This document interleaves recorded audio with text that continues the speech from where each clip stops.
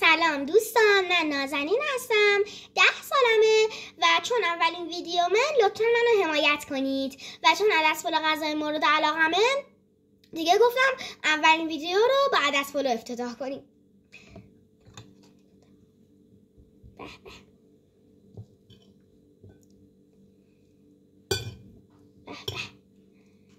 به من عدس پلو خیلی دوست دارم. داغه.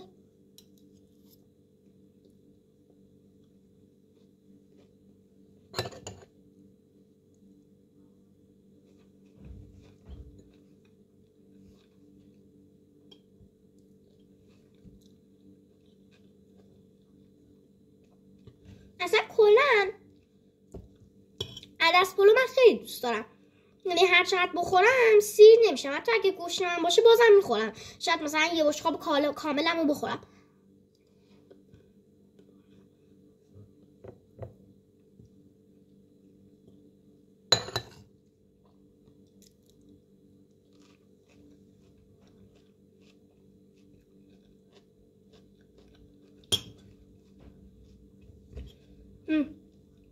عدس پلو مخصوصا با سالاد شیرازی خیلی خوشمزه.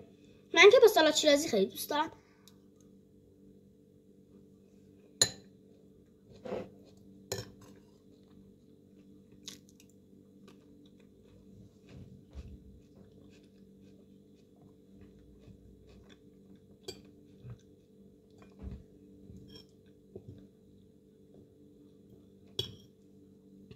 عدس پلو مزهش به همین سالاد شیرازیشه.